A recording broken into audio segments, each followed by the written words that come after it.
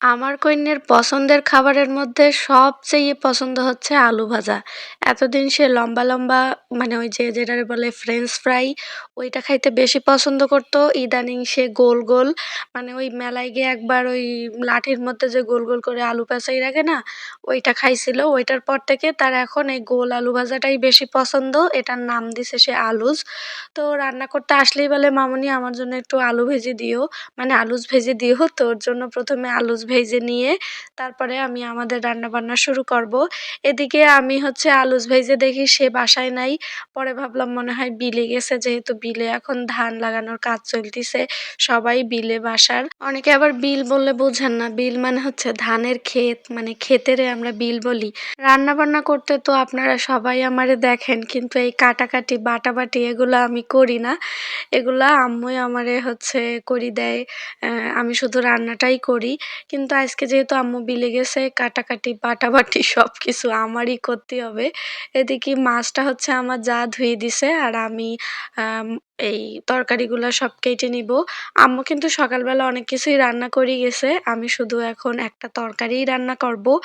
আম্মু মাছ ভেজে তারপর তরকারি দেয়। কিন্তু ইদানিং যেহেতু ঘের থেকে মাছ নিয়ে আসে একদম টাটকা, টাটকা, সেইজন্য করি কি অত আর মানে ভাজি-টাজি না, একটু জ্বালাইয়ে তারপরে তরকারিতে দেই, ভালোই লাগে। ফ্রিজের মাছ না যেহেতু এইজন্যই এইটা করি। আসলে আমি না আগে মাছ না ভেজে রান্না করতে পারতাম না, খাইতেও পারতাম না। কিন্তু আমি একটা ভ্লগ দেখি সিলেটের, উনি বিদেশে থাকে। তো উনাকে দেখি কি এই যে অনেক কিছুই রান্না করে, উনি ভাজেও না, জ্বালায়ও না, ওইভাবেই তরকারিতে ঝোলের উপরে কাঁচা মাছ দিয়ে দেয়। তো চিন্তা করলাম ওরাও তো খায়, ওদের তো হচ্ছে টাটকা না, অনেকদিন আগের মাছ, যেহেতু বিদেশে কবে না কবে মাছ গেছে তার নাই ঠিক। তারা যেহেতু খাইতে পারে, আমরা খাইতে পারবো না কেন? তেলও একটু কম লাগলো। আর আসলে খারাপ লাগে না, ভালোই লাগে এভাবে জ্বালায় দিলে।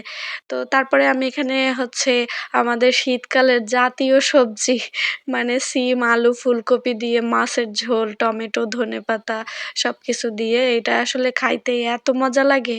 মনে হয় শীতকালের ৬০ দিনের মধ্যে ৩০ দিনই এইটা রান্না করছি। তারপরও খাইতে বেশ ভালোই লাগে। শীতকাল তো প্রায় শেষের দিকে, কিন্তু কি পরিমাণ শীত এইবার যে পড়ল, বাবারে বাবা! ওই বলে না বাপের জন্মেও এরকম শীত আমি দেখি নাই।